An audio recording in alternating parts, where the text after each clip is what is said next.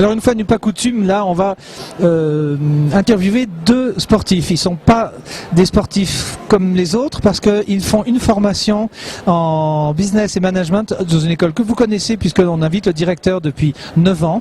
J'ai à ma gauche Patrick Brechbuhl. Bonjour. Cavalier, et à sa gauche Théo. Théo Kelly qui est skieur freeride, il va vous expliquer lui-même ce que c'est. Voilà, il faut vous passer le micro là, solidarité. Le concept du ski freeride, c'est de descendre une montagne en ayant le plus de fluidité possible et en essayant d'ajouter des difficultés comme prendre des barres rocheuses tout en restant sur ses pieds. Alors c'est une nouvelle discipline du ski et je suis impatient de venir en parler aujourd'hui. Oui.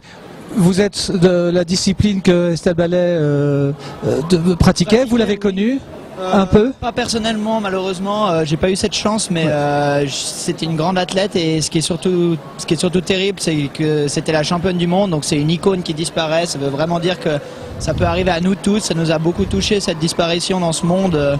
C'était vraiment quelque chose de gros pour le ski freeride cette année, quoi. Merci de dire 3 mots parce qu'on aurait passé pour un peu des gougnafiers si on n'avait pas fait mention.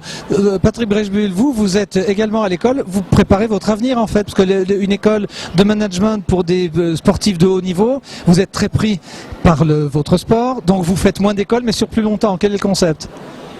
Disons que c'est un concept très intéressant qui nous permet justement d'étudier et malgré tout avoir une formation, comme vous le dites, sur du plus long terme.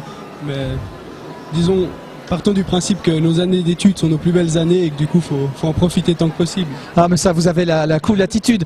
Quand on dit plus long, ça prend 4 ans plutôt que 2 ans 3 ans et demi. 3 ans et demi 7 semestres.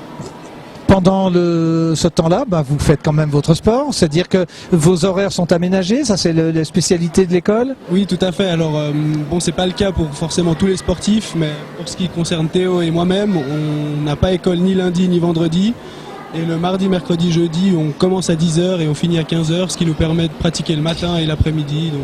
Et puis quand on va passer le micro à Théo, et puis quand on est votre enseignant, des fois on a la chance de ne pas vous avoir vos examens et vous êtes excusé parce qu'il y a des compétitions qui comptent dans votre vie de sportif. Alors oui, pour moi c'est un peu plus compliqué à gérer comme j'ai beaucoup de déplacements avec mon sport, le ski. Il se trouve que je suis pas là pendant quasiment toute la période d'hiver, mais grâce à l'ESM je peux rattraper mes cours ainsi que mes examens plus tard dans la semaine ou dans l'année, ce qui est vraiment idéal comme structure pour pouvoir à la fois combiner une université et continuer dans la voie du sport. Comment aviez-vous rencontré l'ESM? Alors en fait, j'avais reçu un ami à moi qui faisait du ski cross avec moi avait reçu un prospectus de l'ESM directement chez lui parce que ses parents étaient directeurs du ski club de Nyon, je crois. Donc ils avaient reçu ce prospectus, je suis tombé dessus par hasard, je lui ai dit c'est quoi?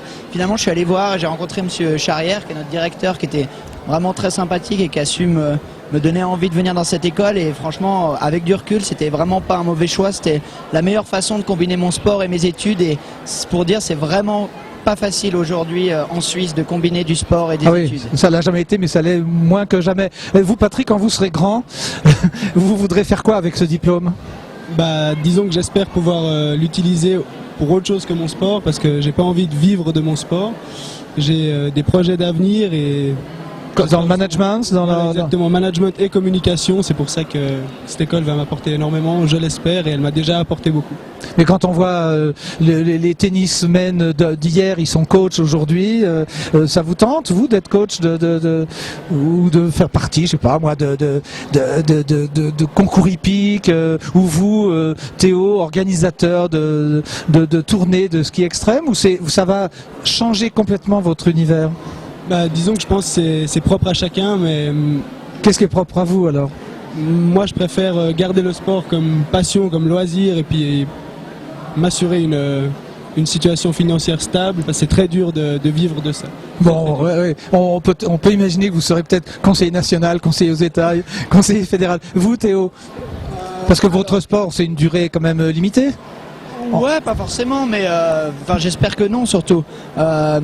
Mais oui, qu'est-ce que vous ferez après, oui? Alors, moi, c'est sûr que pour nous, la voie de devenir coach, pour moi, c'est pas la meilleure voie, c'est pas la voie que j'aimerais suivre en sortant de mes études.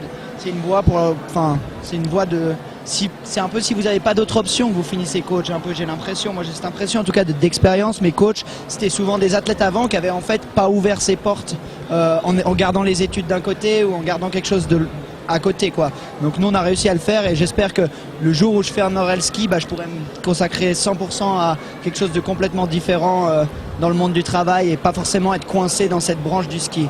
Parfait, je vais vous remercier tous les deux. On va accueillir dans un instant Jean-Claude Charrière. Moi je vous conseille un truc, c'est pourquoi ne pas écrire un livre et venir chez France Loisirs. On ne sait jamais. Bonne chance à vous, bonne chance Patrick, bonne chance. Et puis on vous laisse repartir avec votre planche à roulettes, que vous n'êtes jamais à l'arrêt. Merci beaucoup. Merci beaucoup.